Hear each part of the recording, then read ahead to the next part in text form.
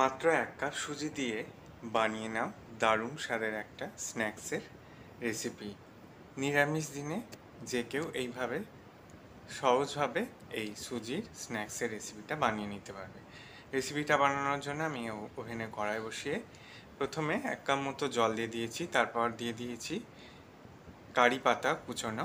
এরপর 1 কাপ সুজি দিয়ে একটা ডো তৈরি করে নিতে হবে।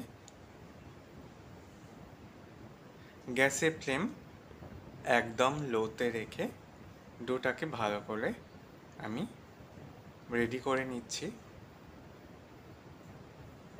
ডোটাকে ঠান্ডা করে নিয়ে ভালো করে মেখে নিয়েছি। এরপর পুরটাকে তৈরি করার জন্য আমি ওভেনে কড়াই বসিয়ে দিয়ে দিলাম সরিষার তেল। তেলটা গরম হয়ে গেলে কাঁচা লঙ্কা কুচিয়ে দিয়ে দিলাম। এরপর সরু করে কেটে রাখা আলু আর বাঁধাকপি টাকে দিয়ে নেড়ে চেড়ে ভালো করে ভেজে নিতে হবে। তোমরা এখানে তোমাদের পছন্দ অনুযায়ী যে কোনো সবজি দিতে পারো। আমি বাঁধাকপি আর আলুর টুকরো দিয়েছি। এরপর পরিমাণ মতো লবণ, হলুদ গুঁড়ো দিয়ে ভালো করে আলু আর বাঁধাকপিটাকে ভেজে নিতে হবে। আলু আর বাঁধাকপিটা ভাজা হয়ে গেছে।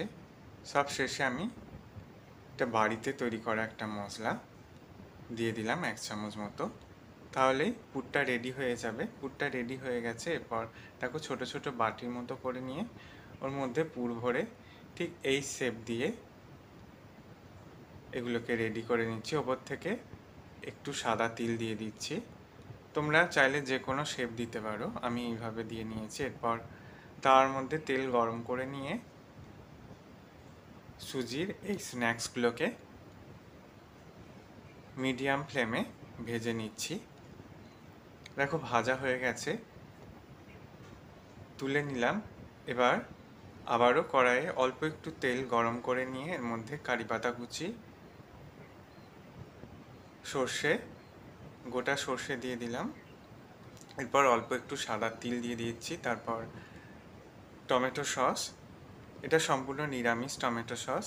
আর এটা চিলি সস, এটাও সম্পূর্ণ নিরামিষ, বাজারে কিনতে পাওয়া যায়। এইভাবে এটাকে 1 মিনিট রান্না করে নিয়ে সুজি স্ন্যাক্সগুলোকে দিয়ে নেড়েচেড়ে ভালো করে মিশিয়ে নিলেই তৈরি হয়ে যাবে দারুণ একটা স্ন্যাক্সের রেসিপি। রেসিপিটা ভালো লাগলে বন্ধুদের মধ্যে অনেক শেয়ার করো, লাইক কমেন্ট করতে ভুলো না। সকলে সাবধানে সুস্থ থেকো। ভিডিওটা দেখার জন্য সকলকে ধন্যবাদ।